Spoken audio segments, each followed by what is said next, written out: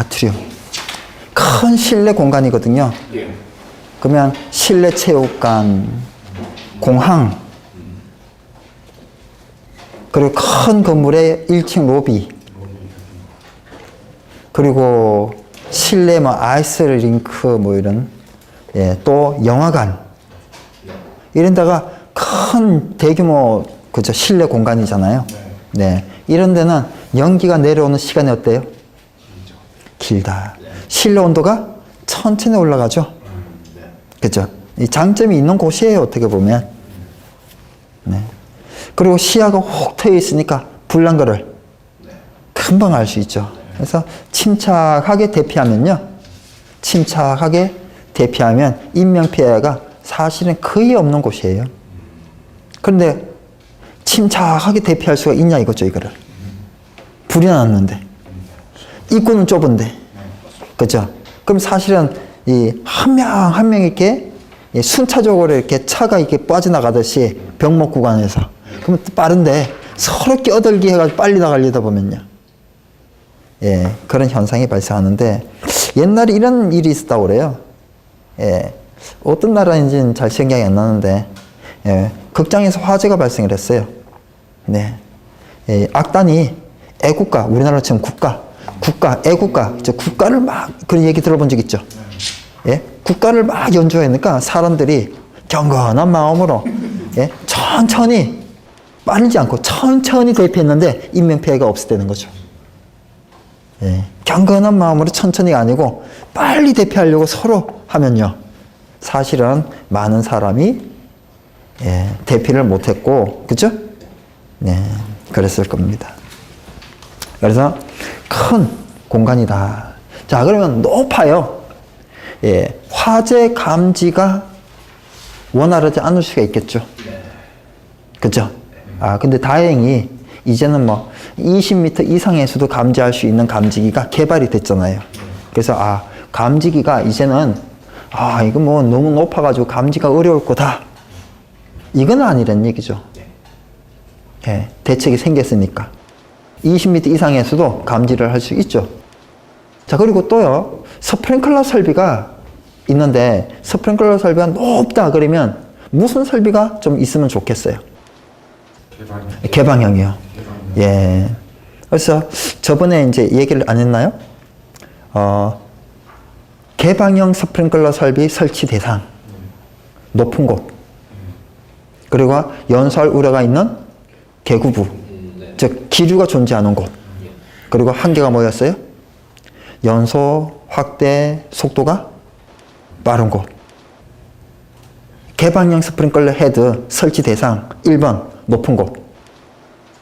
왜냐하면 폐쇄형은요, 열을 받아서 개방이 돼야 되니까 보통 제 생각에는 5m 이상이 되면 좀 불안해요. 한 10m 정도 되면 거의 좀 힘들 것 같다는 얘기죠. 물론 되기는 되는데 화재가 엄청나게 발달하고 나서 개방이 될 거란 얘기죠. 그러면 화재가 발달했는데 불 꺼지겠어요? 초기 소화용이거든요. 네. 그래서 높은 곳 두 번째. 기류가 존재해요. 그러면 불은 여기서 났는데 바람이 부니까 연기, 열은 어디로 가요? 이렇게 올라갑니까? 이렇게 가요. 불은 여기서 났는데 그럼 여기가 개방이 돼야 돼, 헤드가. 근데 기류가 부니, 바람이 부니까 얘가 이렇게 가지고 여기에 헤드가 개방이 된다는 얘기예요. 그러니까 이쪽에 불이 안 꺼지는 거죠. 그리고 화재가 빨라요. 여기서 불 났는데 어느새 여기가 있어요. 여기에 이제 이 동작할 때쯤 되면 불은 여기가 있고, 이게 동작할 때 되면 불은 여기가 있는데 화재 속도가 너무 빠른 거예요. 아, 이런 거는 이제 개방형 헤드를 설치를 해서, 네. 소방시설이 광전시 분리형, 불꽃 감지기, ITB, 방수총, 이동식, 축벽형. 이동식은 이제 천장에 헤더가 설치되어 있는데요. 얘가 이제 배관이 주름관이에요. 그래서 화재 나면 주름관이 쫙 펴져서 바닥으로 내려오는 거예요. 그래서 여기 있다가 쫙 내려와서 밑에서 이제 살수를 해주는 거죠. 사무소 건물 화재의 특성 및 대책이에요. 사무소 건물이다. 그럼 우리는 뭘 생각하는가 하면요. 일단은 책상이 막 있고 이렇게 업무를 보는 업무시설 이것만 생각을 해요. 근데 그거를 위해 가지고 부대적으로 주차장이 있고요. 전기실이 있고요. 기계실이 있고 또 이런 데는 군의 식당이 있을 수 있고요. 그렇죠? 그래서 우리가 그런 것들을 한번 많이 생각을 해봐요. 복도도 있고 계단도 있고 엘리베이터도 있고 그렇죠? 이런 건물에 있는 구석구석을 한번 다 생각을 해보라고요. 예를 들어서 엘리베이터가 이제 또 올랐는데 엘리베이터가 이런데 피난용 엘리베이터가 있겠습니까? 아니면 기껏해야 비상용이 있겠습니까? 비상용이 있겠죠. 그렇죠? 그럼 피난에는 별 도움이 안 되는 거잖아요. 그래서 쭉 읽어보면 막 금고 실현, 컴퓨터 실현, 탕비 실현 막 이런 실실이 막 나옵니다. 우리가 이런 거를 여기에 없는 그렇다면 전기실이나 주차장은 막 써도 되잖아요. 쓸 게 많다는 얘기예요. 어떻게 보면. 전산실 화재의 특성 및 어떤 건물이 아니잖아요. 얘는 이 실만이잖아요. 그러면 이 실의 특성에 국한을, 이럴 경우는 실만 국한해 줘야 돼요. 사무소 건물, 백화점. 그럼 백화점은요? 백화점 밑에 또 뭐 보일러실도 있고, 그죠? 백화점이요. 우리나라 백화점은 가장 취약한 게 뭔지 아세요? 네? 가장 취약한 게 무창층이라는. 무창층이니까 백화점에 창이 어디 있어요? 무창층이라서 사실 거실 재현 설비가 다 설치가 돼 있어요. 눈에 안 보이지만. 근데 거실 재현 설비의 유지 관리가 문제란 얘기죠. 누가 뭐 점검할 사람도 없고요. 점검하면 또 날벼락 떨어집니다. 왜요? 먼지요. 그래서 어느 한 사람이 가가지고 재현 설비를 가동을 시켜봤다는 거예요. 큰일 났잖아요. 다 물어주고 막. 다음부터 점검 오지 말라고 그러고. 아직 그런 실정이에요. 우리가 점검 제도가 생기기 전부터 뭐가 있었어요? 백화점이 있었거든요. 이 롯데 백화점, 예를 들면 신세계 백화점 이런 데가 점검이 실시되기 전부터 있었어요. 그러면 그때부터 이제 리모델링을 한 번도 안 했다라고 한다면 그 안에 막 먼지가 수십 년 쌓여 있었거든요.